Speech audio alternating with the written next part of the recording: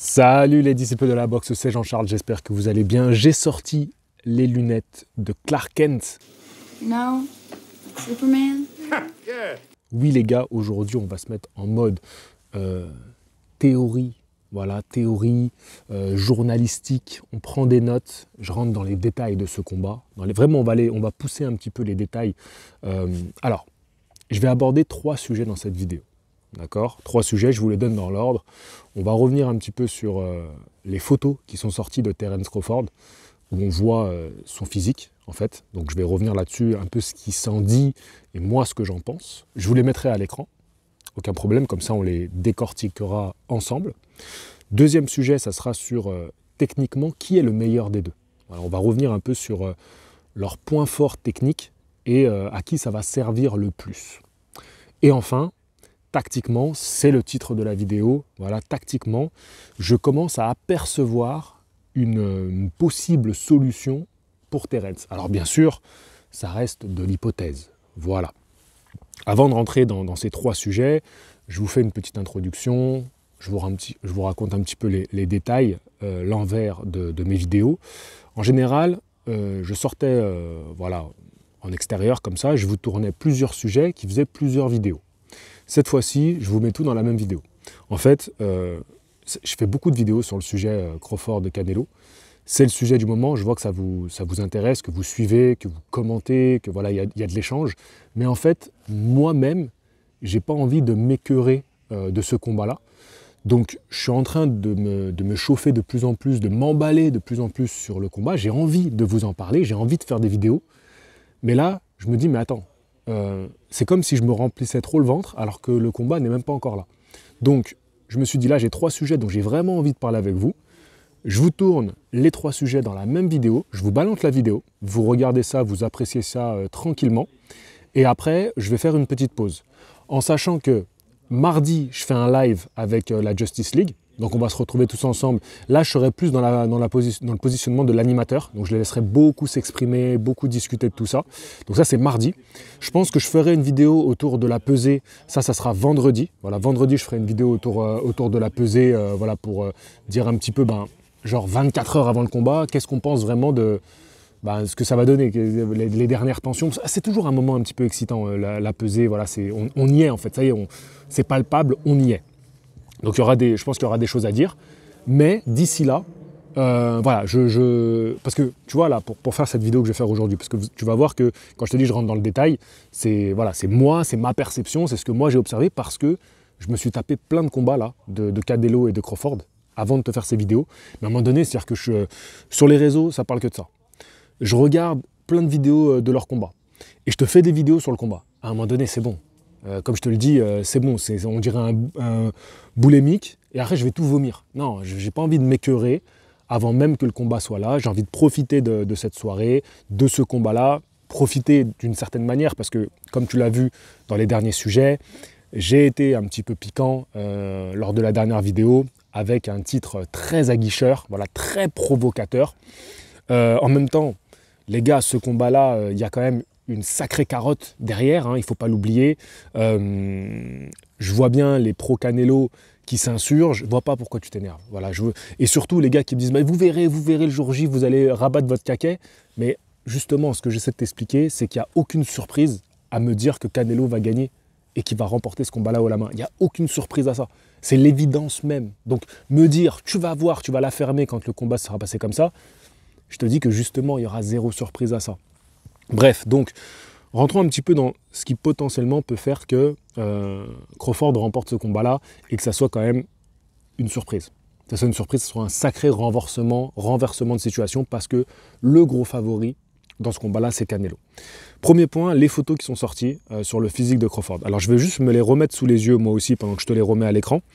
Donc, on a 2 photos qui ont été publiées, qui ont circulé partout. Franchement, elles ont quasiment autant circulé que l'annonce de Tyson contre Mayweather. C'est pour te dire que ça a impressionné beaucoup de monde. Et donc, je vais me baser un peu sur... donc, je l'ai partagé hier soir. C'est ça, hier soir.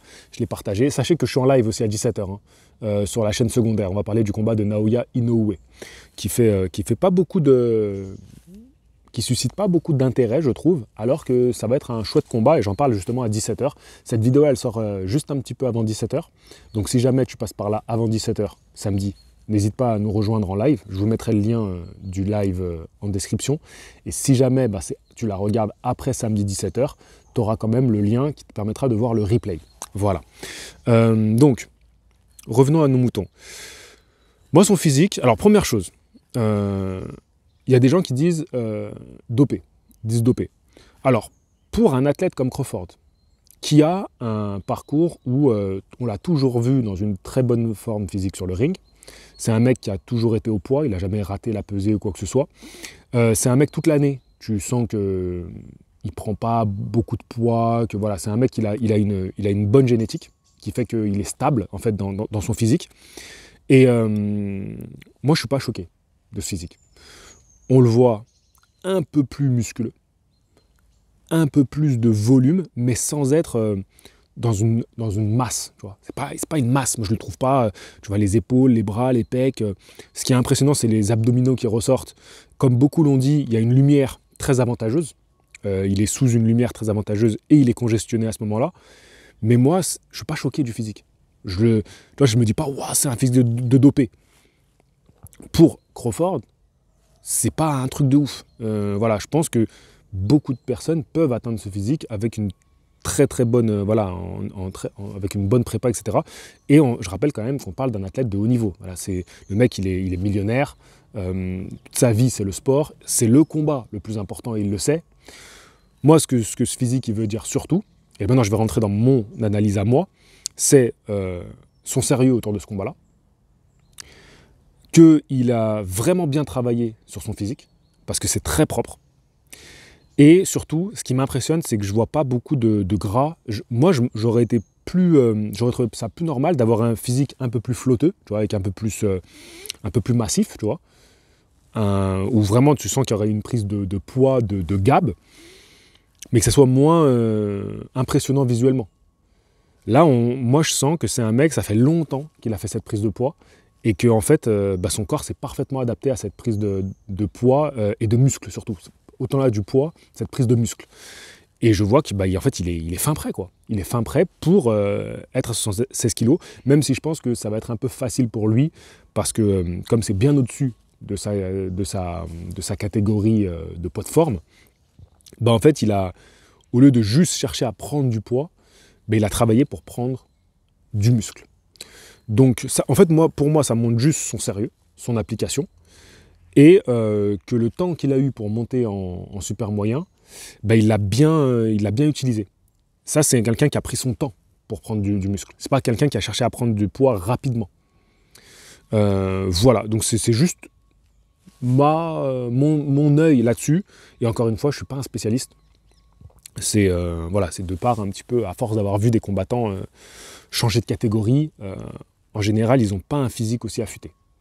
La plupart des combattants que j'ai vus grimper de 2 catégories, ils n'ont pas un physique comme ça, et c'est l'un des plus impressionnants dans les prises de poids pour affronter un challenge comme ça.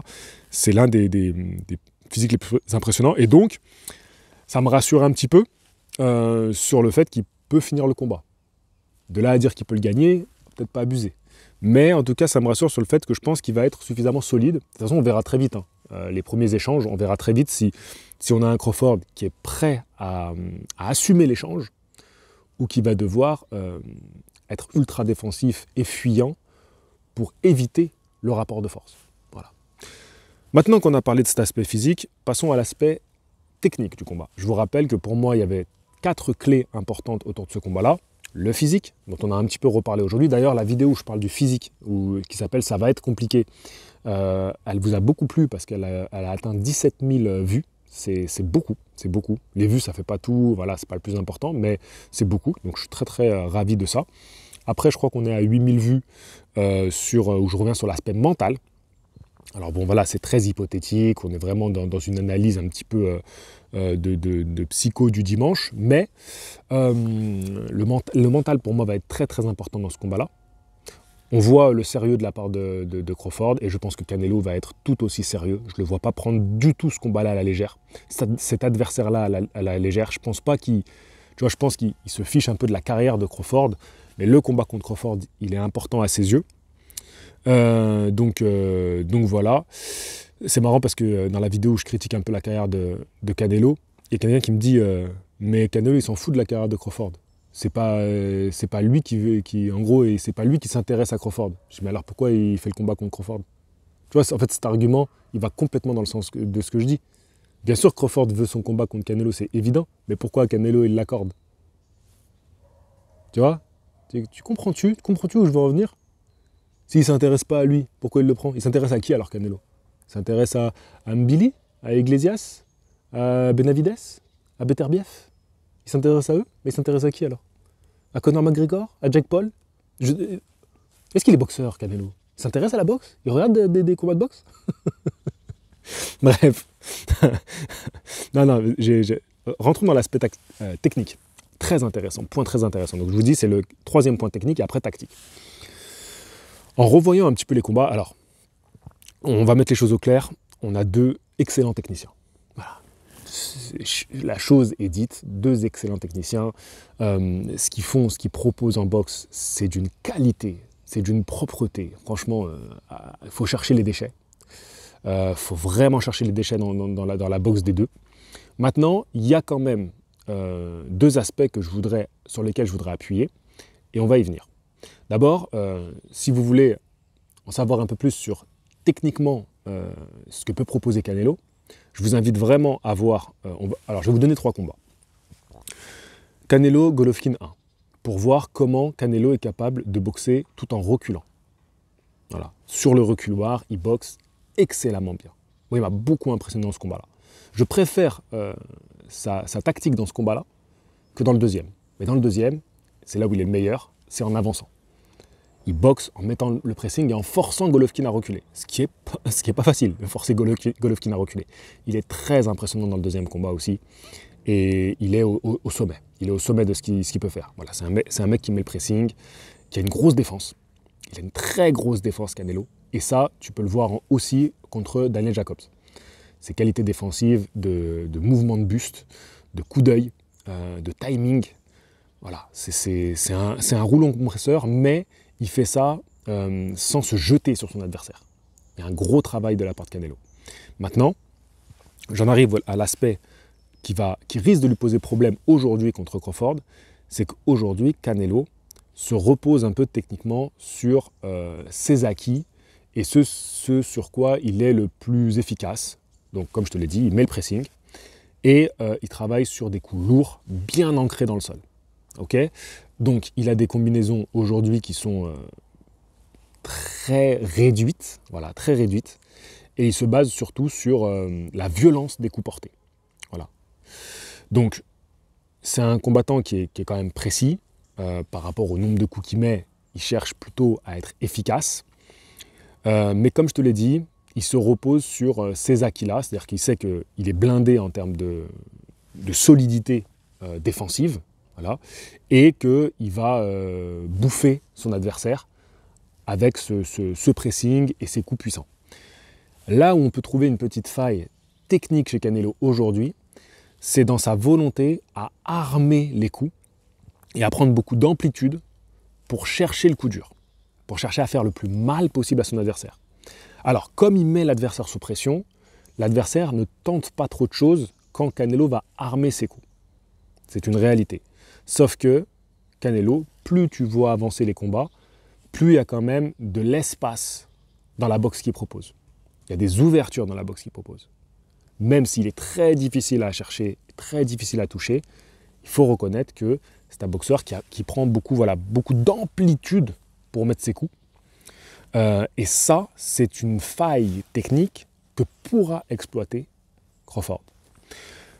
Si on doit parler d'un point faible, et là où, par contre, pour Crawford, c'est un point fort, ça va être les déplacements.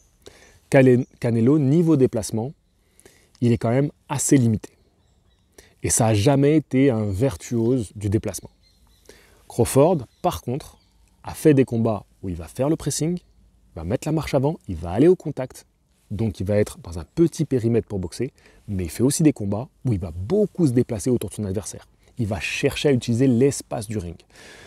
Crawford, il a ce truc en plus, c'est un excellent technicien, Mais il a ce truc en plus de savoir mieux gérer son espace, contrairement à Canelo.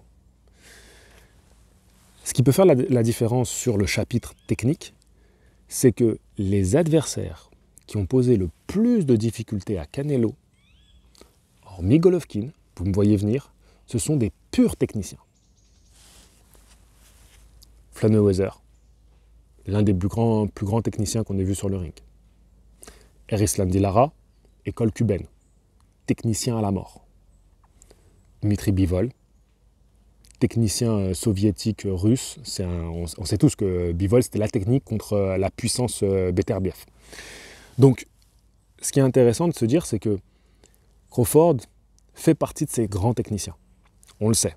On l'a vu sur un ring à chaque fois, par sa technique, être capable de trouver des solutions, mais aussi en imposant sa force. Ça, il va avoir beaucoup plus de mal contre Canelo. Donc là, c'est pour ça que je suis dans l'aspect seulement technique. Techniquement, oui, Crawford a suffisamment de cordes à son arc pour arriver à travailler sur les failles actuelles de Canelo. Canelo ne boxera plus comme il a boxé quand il affrontait Golovkin 1 et 2. Il ne boxera plus comme ça. Aujourd'hui, je vous invite juste à voir Canelo Golovkin 1, 2 et 3. Et vous allez voir la nette différence entre Canelo lors des 2 premiers combats, qui sont à très peu de temps de différence, et le dernier, qui est le Canelo plus actuel. Et vous allez voir que techniquement, il propose beaucoup moins de choses. Beaucoup moins de choses. Crawford, ce n'est pas le cas. Si tu regardes l'évolution de cette carrière, il est tout le temps à nous proposer des choses. Même aujourd'hui, il est tout le temps à nous proposer des choses. Et le combat contre Madrimov en est un parfait exemple parce qu'on est face à un technicien redoutable et très problématique. Et à chaque fois, il propose des choses. Il est présent. Il répond à ça. Canelo face à Bivol n'a pas vraiment de réponse technique. Et maintenant, on va passer au côté tactique. Au niveau du côté tactique, ce qui va être intéressant, c'est de se dire, ok Canelo, on suppose qu'il va faire exactement ce qu'il a toujours fait, et je ne le vois pas changer ça. C'est-à-dire que, pour moi, à partir du 2e combat contre Golovkin, il a toujours boxé pareil. Voilà. Peut-être même qu'il a un petit trauma, en se disant, au premier combat, j'ai tenté de boxer en reculant et tout, alors qu'il fait des belles choses. J'étais en train de le revoir là récemment. À un moment donné, il se met un peu comme dans les cordes. Il n'est pas vraiment dans les cordes, mais il te donne l'impression d'être dans les cordes. Et en fait, il attend pour envoyer le bras arrière pile dans la cheminée de Golovkin. Bon, Golovkin, il est très solide et il a une capacité à se mettre toujours... En fait, c'est bizarre Golovkin, sa boxe, parce que tu as l'impression qu'il est au contact, mais qu'il ne l'est pas vraiment. Donc en fait, il n'arrive pas à rentrer la droite plein fer Canelo, mais je me dis, waouh, comment c'était bien joué de sa part de l'attendre comme ça pour rentrer là. C'est bien en ligne, il l'attendait. Et il essaie de passer l'uppercut aussi. C'est des choses un petit peu, tu sais, qui marchent face à des boxeurs qui, comme Golovkin, ont tendance à avoir les coudes un peu écartés, à venir au contact, à venir à l'échange. Donc tu sais que l'intérieur, ça peut être assez efficace. Et Canelo l'avait bien travaillé, ça. Mais c'est comme s'il s'était dit non.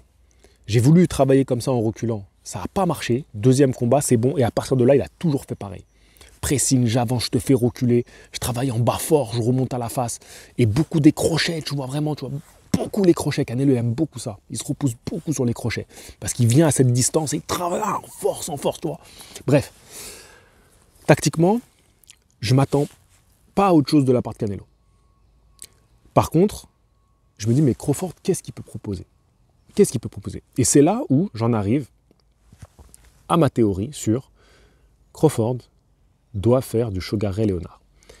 On compare beaucoup cette affiche à Hagler Ray Leonard. Excusez-moi, je fais un petit tour. J'ai toujours tendance à me mettre du mauvais côté, pardonnez-moi, par rapport à la lumière. On compare énormément cette affiche à Hagler contre Leonard. Donc Hagler, le poids moyen, et Leonard était monté pour l'affronter. Et tout le monde disait que Leonard, il est plus petit, il est plus léger, enfin, c'est un plus petit gabarit, et physiquement, il ne tiendra pas face à la puissance de Hagler. Hagler, il est solide, il t'avance dessus, il te marche dessus, il te met beaucoup de coups. Et donc, je me suis dit, allez, je vais quand même revoir le combat. Je vais me remettre dedans en pensant à Canelo Crawford. Parce que c'est toujours différent quand tu regardes un combat avec une idée dans la tête. Tu l'analyses différemment. Tu as une perception du combat différente parce que tu as ce filtre. Et donc, je me suis mis le filtre Canelo Crawford. Donc, je pensais à Crawford et je regardais parce que est-ce que chez Léonard, on peut trouver une tactique? Et là, je vais faire le lien avec un point technique chez Crawford. Est-ce qu'on peut appeler ça de la technique? Ouais, quand même. C'est le vice. Crawford, il a du vice dans sa boxe. Il a du vice. Léonard, ce qui lui a permis de gagner contre Hagler, c'est la technique du rat. Il a fait le rat. Quand je te dis qu'il a fait le rat, c'est qu'il est allé gratter chaque moment dans les rounds pour marquer les esprits, marquer les juges, remporter les rounds. Il a gratté tout ce qu'il pouvait gratter. Par exemple, quand il y avait un moment d'échange, parce que c'est Hagler qui était l'agresseur, qui lui venait dessus, Léonard se déplaçait beaucoup, quand il y a un moment d'échange, Léonard se débrouille toujours pour finir les échanges, pour marquer les derniers coups avant de s'en aller. Ça, c'est important, parce que dans les moments d'échange, on va se dire, ah, ok, celui qui a... c'est comme celui qui a le dernier mot dans un débat. Peut-être tu t'es fait ravager tout le temps, mais tu dis le dernier mot et l'autre tu le laisses sans voix. Les gens vont se dire quoi? Ah, t'as vu, l'autre il a rien répondu à ça. Mais peut-être qu'avant, t'avais sorti tout un monologue où l'autre tu l'avais descendu, t'avais sorti mille trucs, mais là, la fin de l'échange, tu t'es tu. Donc les esprits vont se dire, oh, là t'as plus rien à dire. C'est un peu ça, tu vois, dans l'idée. Léonard, il fait beaucoup ça. Il va chercher à gratter des derniers coups, tu vois. Même s'ils ne sont pas très efficaces, même s'ils ne sont pas très, très précis, même s'ils ne sont pas très puissants, même s'ils ne vont pas très mal à Hagler, il va gratter le rat, technique du rat, et casser le rythme, casser les échanges, faire des accrochages, pourrir le combat. Et je pense que ça, Crawford, il peut le faire. Il peut bien le faire. Avoir cette roublardise, chercher à contrer, mais pas contrer forcément pour avoir cette efficacité, je te compte pour te mettre KO, tu vois, genre je t'attends, dès que tu arrives, j'essaie de t'éteindre. Non, tu sais, des petits coups, papa, tu contres, tu t'en vas, papa, tu touches, tu t'en vas. Ce truc un peu de piquer, sortir, tu vois, vraiment, tout dans le vice. Rat, technique du rat. Tu vas chercher à gratter tout ce que tu peux gratter. Et c'est là où je me dis, en fait, la tactique de Léonard, qui était intelligente, très frustrante, pour Hagler aussi, elle est redoutable. Sauf qu'il y a quelque chose qui a fait la différence pour Léonard Crawford, et qui peut-être, et c'est là la grande question de ce combat Canelo-Crawford, c'est que Léonard, quand ça devient dur le combat, et ça devient rapidement dur, je vous invite à le revoir, il est disponible sur YouTube, quand ça devient dur le combat, il a une capacité d'encaisseur, une résilience, une résistance, une vaillance, un cœur. Ah, Léonard, c'est quelque chose. Et ce qui fait que dans les moments durs, il va pouvoir être encore là, il va pouvoir, avec toute sa roublardise de rat, tenir ces rounds-là et finir le combat fort. Est-ce que Crawford, parce que moi je pense que cette tactique, elle peut être totalement applicable aujourd'hui, quand tu sais comment Canelo va combattre, c'est-à-dire que pour moi, vraiment, il faut combattre comme ça, en déplacement, à distance, parce que Crawford aura cet avantage de la distance, et vraiment en précision sur du timing. Le timing va être important. Tu vois, faire déclencher Canelo, rester à distance de contact, pas faire du skull, tu vois, le William Skull où tu fuis. Il faut rester au contact, mais tout en laissant Canelo produire et piquer dans les moments où Canelo est vulnérable. Et il y a des moments où Canelo est vulnérable. Ça, on le sait. On l'a vu justement contre les grands techniciens. C'est ça qu'ils ont su exploiter. Tous les grands techniciens, face à Canelo, ils ont su exploiter ça. Mais il faut être un immense technicien pour pouvoir exploiter ça. Et même en faisant ça, ça ne te fait pas forcément gagner le combat aux yeux des juges. Je pense à Lara, qui n'a pas convaincu non plus les juges. Même si, ok, c'est discutable, mais c'est important de se dire que être le plus grand technicien, ce n'est pas suffisant. Il faut aussi que ta tactique soit excellente et que physiquement tu tiennes. Donc c'est pour ça que la tactique, elle va être importante. J'ai hâte de voir ce que va proposer Crawford. Comme je vous le dis, je n'attends absolument rien de Canelo. En fait, dans ce combat-là, peut-être que j'abuse, mais il n'y a rien à attendre de Canelo, à part une victoire facile. C'est juste la logique. Tu vois. Donc, dans ce combat-là, tout l'intérêt, je me répète, mais j'étais très sérieux quand je disais ça, tout l'intérêt, et là je vais vous le dire sur un ton un peu plus correct et courtois, sans être dénigrant et insultant envers les pros Canelo, tout l'intérêt c'est de se dire, mais qu'est-ce que Crawford peut proposer face à ce profil? Et c'était un peu la question qu'on avait avec Usyk. Usyk, qu'est-ce qu'il peut proposer chez les lourds? Comment techniquement il va rivaliser? Et la question, on se l'est posée pendant longtemps avec Usyk, parce que même quand il a battu Joshua, quand il a affronté Tyson Fury, on se posait 1000 questions. Est-ce que tactiquement, techniquement, ça va suffire? Usyk a prouvé que oui. Usyk, avec sensiblement le même âge que Crawford. Donc, ok.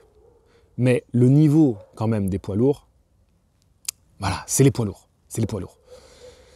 Canelo, c'est une autre limonade. Donc, on peut faire un comparatif avec l'ascension de Usyk chez les lourds, mais il ne faut pas non plus trop en espérer. Il ne faut pas trop fantasmer de ce Usyk qui a fait une performance incroyable. Déjà parce que Usyk est exceptionnel.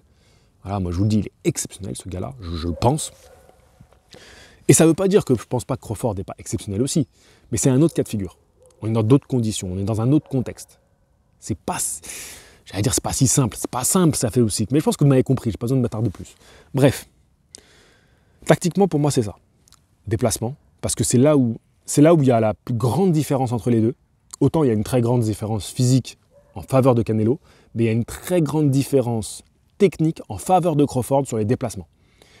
Le jeu de jambes de Crawford, ne vous laissez pas avoir par la presta contre Madrimov ou la presta contre Errol Spence, qui ne se jouait pas exclusivement sur un besoin d'occuper l'espace du ring.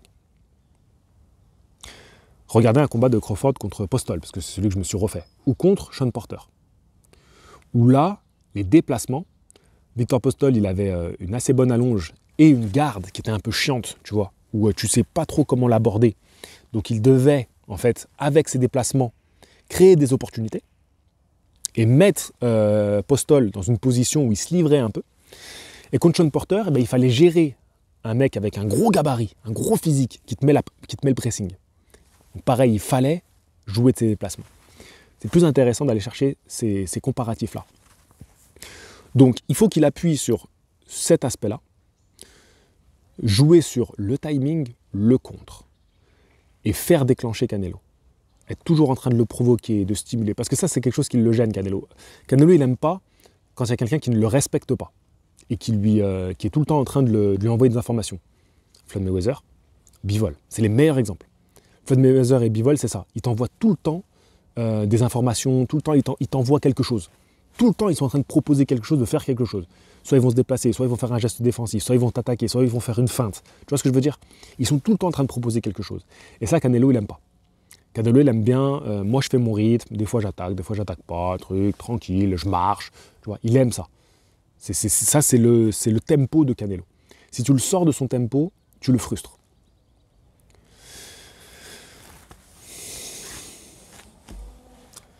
Voilà, victoire au point de Crawford, c'est ce que je souhaite. Je pense que s'il emploie la tactique et que techniquement, ce que j'ai pu imaginer, apercevoir des deux côtés, ça fonctionne, Crawford peut obtenir la victoire au point. Oui, il n'obtiendra pas une victoire avant la limite, il ne faut pas déconner, ce serait complètement fou. Ce serait complètement fou. Voilà, pour moi, le scénario le plus évident, Canelo au point, sans avoir trop rien à dire. Le deuxième, je dirais Crawford au point.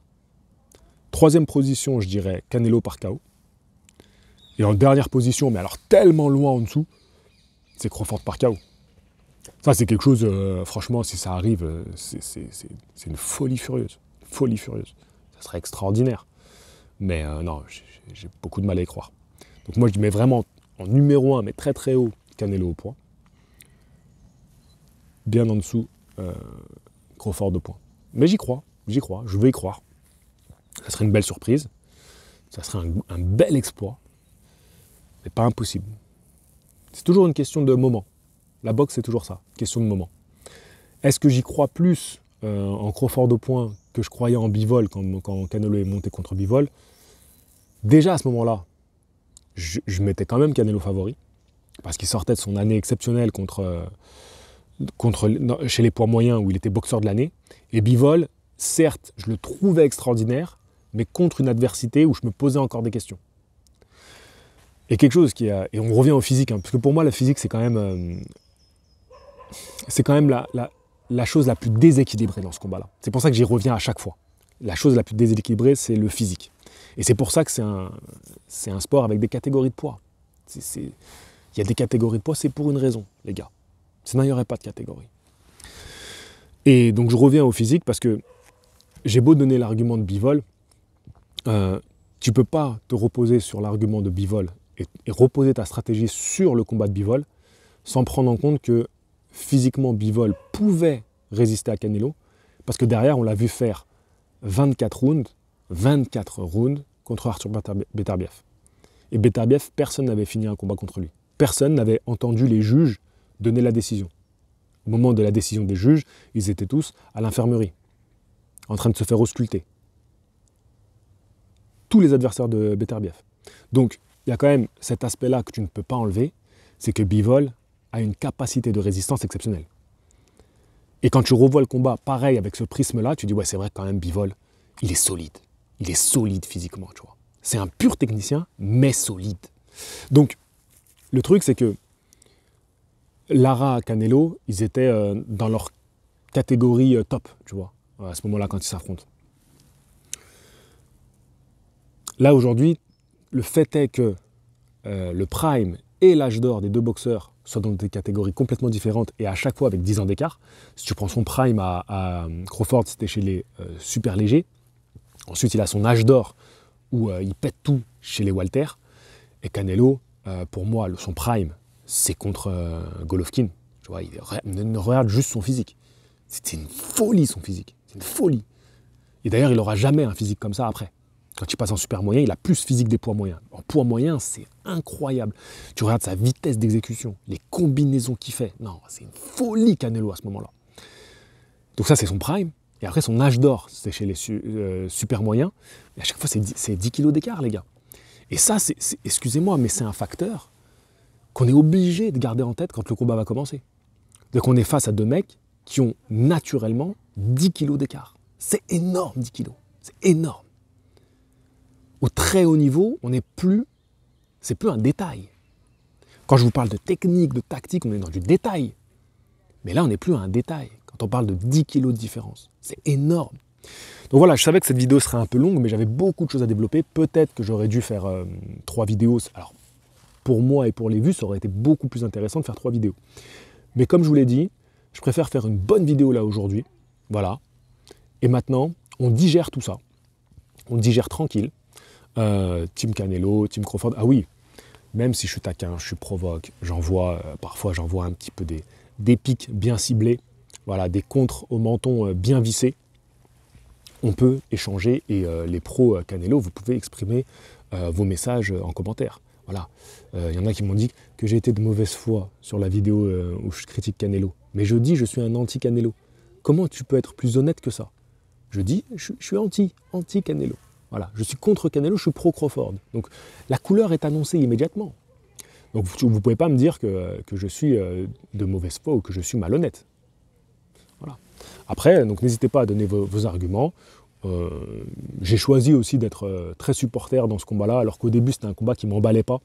Je suis rentré un peu sur la pointe des pieds, j'étais un peu timide, puis la musique a commencé à m'ambiancer, et maintenant je danse au milieu de la piste, tu vois, je suis là en train de me déhancher et tout, vas-y, c'est la fiesta. Mais faut pas oublier que je suis, voilà, hein, on sait ce qu'on nous raconte, voilà. On n'est pas dans un combat avec des enjeux sportifs comme Beterbiev-Bivol par exemple, c'est réel. Mais voilà, je commence un petit peu à m'emballer. Et maintenant, écoutez, je vais vous laisser... comme je vous l'ai dit, on va tous digérer tout ça. Mardi, on se retrouve en live avec mes compères. On a un invité de prestige. Alors, je ne sais pas ceux qui seront restés là. Ceux qui seront restés là, signalez-le en commentaire. Mais en fait, j'aurais dû avoir un invité au dernier live. Voilà, je vous le dis là pour ceux qui sont restés jusqu'au bout. Et en fait, cet invité, c'est assez exceptionnel parce que c'est un gars qui partage le camp de Crawford. Donc il va pouvoir nous donner un petit peu des exclusivités, des vrais exclus en fait sur la prépa de Crawford. Et franchement, moi j'ai plein de choses à lui demander. parce que pour ce combat-là, j'ai envie de savoir si Crawford, voilà, est-ce que cette prépa était différente, est-ce qu'il l'a senti différent, est-ce que physiquement, il l'a senti suffisamment fort, suffisamment en forme. Ça va être intéressant, tu vois, qu'ils nous disent un peu tout ça. Donc normalement, donc, il y a eu un petit couac la dernière fois, il n'a pas pu être présent. En fait, il est arrivé, mais très tard. Donc on venait de finir le live quand il est arrivé, mais il était venu. Et là, normalement, il sera là, on s'est mis d'accord. Donc voilà, un boxeur pro qui partage les camps de Crawford, ça va être hyper intéressant. Donc voilà, pour ceux qui sont restés jusqu'au bout, vous aurez eu cette petite exclusivité. Voilà, comme ça, vous êtes récompensés d'être restés jusqu'à la fin de la vidéo. Et ça pourrait être intéressant. Franchement, on va lui poser des questions. Donc, il sera là en live, donc n'hésitez pas à être présent. Le live est à 22h. Donc, je pense qu'on va faire 22h minuit mardi soir. 22h minuit mardi soir. Voilà, on envoie tout avant le combat. Et je donnerai mon pronostic final. Est-ce que je vais me décider à clairement pronostiquer Crawford, victoire de Crawford? Peut-être que je vais vous dire Crawford par KO. Ça m'étonnerait. Je vais me laisser le temps. Là, on est samedi matin quand je tourne la vidéo. Donc ça me laisse 3 jours pour tranquillement réfléchir à tout ça. Et ce soir, UFC Paris. Donc voilà, on va bien profiter de ça aussi. Et let's go. Je vous dis à la prochaine. N'hésitez pas à devenir membre de la chaîne. N'hésitez pas à contacter mon partenaire Glory si vous souhaitez faire des stages de boxe à La Havane. Voilà, c'est une expérience extraordinaire. Sur ce, je vous dis à la prochaine. Fighting! Bye bye.